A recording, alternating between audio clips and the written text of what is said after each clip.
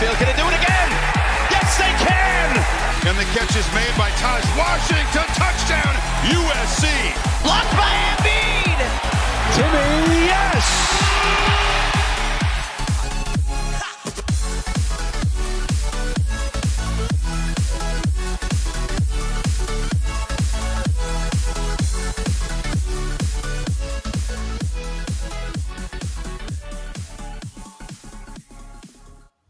Hello, everybody, and welcome back to the Beef Up Front podcast here on Pick Swap Media. This is your host, Ryan Coyle, back with another episode in the lead up to the NBA draft as part of our prospect profile series. Today, we'll be hitting on Brice Sensabaugh, freshman, guard forward kind of mix, 6'6", out of Ohio State, 235 pounds, 19 years old.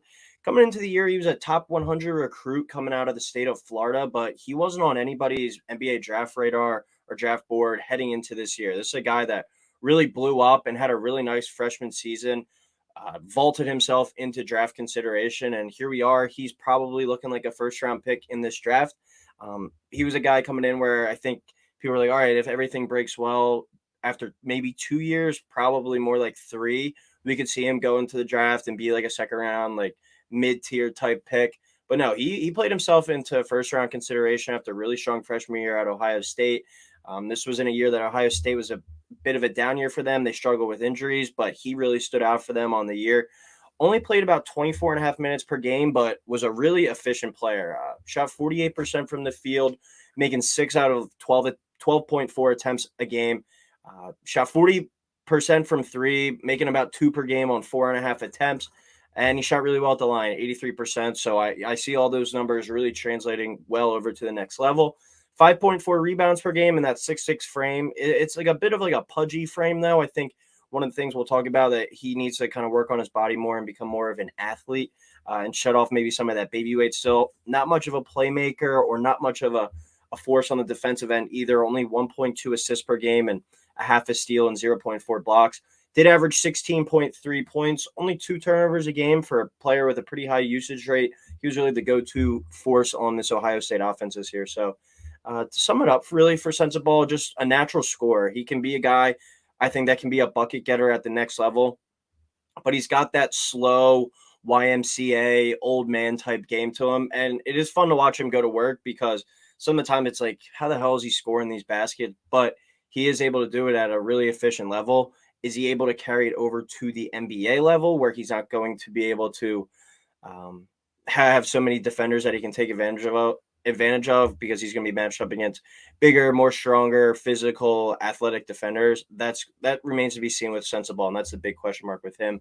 We look at his strengths, has a really nice offensive bag to his game. When you watch him, when you put on his film, you see a good array of moves and ability to score in a multitude of ways, and I think that's certainly something attractive that he could be like a bench guy for you day one in the NBA, and you could say, all right, go out there, like, one of our better players is resting tonight. You go out there, play 30 minutes. I wouldn't be surprised to see him go out there and put 20 points up. He's able to be an ISO scorer and is able to create his own looks. So it's not a guy that you're going to have to generate a ton of offense for. He can be a guy that I like to use this comparison a lot because outside of the top 5, you're really looking for role players in the NBA. And it's one of those things like, all right, it's a Tuesday night game. You're playing Orlando and there's, 10,000 people in the crowd. This is a guy that is able to go out there and kind of carry you through one of those more so meaningless games, but really still have a big impact and help you get continue to rack up wins. Able to get to his spots and hit contested pull-up shots, makes tough looks. I think that was another really big thing that certainly it's a strength being able to make tough shots, but is that going to translate to the next level? I think remains to be seen because not the greatest athlete. I'm a little bit worried about that. Shot, like I was saying, an efficient number from the field at 48% and 40% from deep. And he has a unique ability when you watch him to create enough separation through like a slight fade in his shot. He's not getting crazy separation off these ankle breakers, step back moves or whatever, but he does have this crafty move to him when you do turn on the film and you do watch him. He's able to just slowly get his shot off through this like slight fade in his jump shot, and he's really able to do that in the mid-range area. Able to use like a thick frame too when attacking the rim, where I was saying might need to shed some of that weight, but if he can convert some of this baby fat, this young weight, he's still only 19 years old, to more muscle, I think that would be a great benefit to his game and his overall outlook on his career. And he is a guy, too, where shoots 40% from three. Teams are going to probably look to run him off the line because he is a guy that can get hot. If you do run him off the line, he is athletic enough, too, though, to punch it on while he's attacking closeouts. He can punch it at the rim, and he can get up there and finish. So not like a guy that's not a good athlete at all. He still does show the ability to get up there and throw the ball down. So can knock it down from deep, pretty good range from most spots on the court. Look, I was saying shot 40% from deep. That's pretty solid.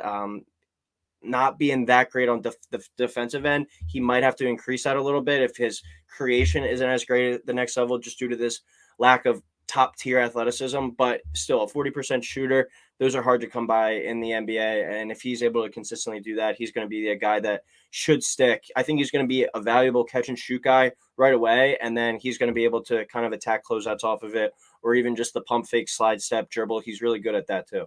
When you look at his weaknesses, is this shot making sustainable? That's my big question with him, because a lot of the looks aren't like, you can kind of nitpick with this, like, oh, all he does is make open looks, or he's wide open, they're not guarding him. But then I'm kind of nitpicking at, all right, he's making all these hard shots when guys are closely contesting him, but I just don't know if that's going to be translatable, especially at the efficiency that he did at the college level. Just not much easy looks off the bounce. They're all contested. So better, more athletic defenders when you're matched up against, a Jason Tatum, a Jimmy Butler, guys that are able to get up in your grill and play really good defense on you. Are you able to still be as good as you were in college? I think that remains to be seen. As he continues to face more athletic defenders, he's going to have to get more athletic himself. Not the greatest athlete, maybe getting a little bit more lean and muscular and quick will help assist him on both ends of the floor. And then defense certainly is what he's going to have to be working on for sure in terms of guarding the ball. And it's kind of a weird frame that he's in, that like 6'6", 235, where, all right, maybe if he gets down to like 6'6", 225, he's able to guard two guards maybe. He's not overly lengthy, so it's not like he's got some really good wingspan in the 6'6" frame either. So the defensive end of the floor remains a bit of a question mark, but he can score and he can get buckets, and there certainly is a spot in this league for him if he's able to consistently do that. I think he's a really hardworking kid, though. Like I was saying, he was a top 100 recruit coming in, but on no NBA draft boards. And here he goes to Ohio State, even though they had a down year. They're a pretty hot start, but they really struggled down the stretch due to injuries.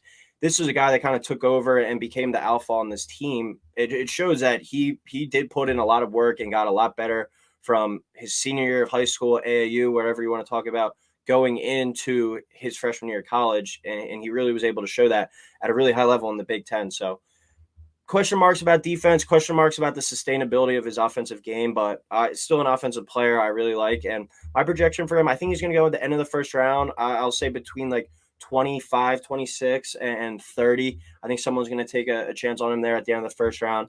My comparison for him, I'm going to go with a bigger Cam Thomas. Cam Thomas, as we've seen, has shown the ability to go out there and put up 30 and 40 balls when he's given the chance. I don't know if Sensabaugh is going to be able to do that. Like I said, I think he's like a bigger version of Cam Thomas. Cam Thomas is 6'4". Sensabaugh is about 6'5", 6'6"-ish, and a thicker frame. But like I was saying with the Tuesday night when you play Orlando in the middle of January, like Cam Thomas, that's where we saw him excel and thrive at this year. If Brice Sensabaugh is able to do that, that's a sustainable thing that's going to stick in the league. He might not be a key rotation piece every single night, but a guy that's playing, 65 of your 82 games, he's going out and averaging 12 points because he plays like 15 minutes a night on a regular basis, but some games he's going to go out there and play 35 minutes on those Tuesday nights in January. I think it's a attractive piece to take on your team. And if I'm able to get at the end of the first round, a guy who shows the ability to score in bunches like Cam Thomas did, but I'm getting a bigger version of him at 6'6", and maybe some more upside in terms of becoming a better defender overall, just because of that height as he continues to get more athletic, lean, quick, and muscular. Still only 19 years old. I think there's a lot of room still to grow for his game. So that's my take on Brice Sensabaugh, the guard forward out of The Ohio State University. Make sure to stay tuned. We'll be ripping out a bunch more of these as we lead up to the draft. We've already done Jordan Hawkins, Grady Dick, a whole slew of guys, Scoot Henderson, Victor Wembanyama, Derek Lively, Dariq Whitehead. We've done a bunch more coming on the way. Anthony Black, Jed Howard, Keontae George. We got a bunch more coming in the works, so make sure to stay tuned, drop a like, subscribe, and we'll talk soon.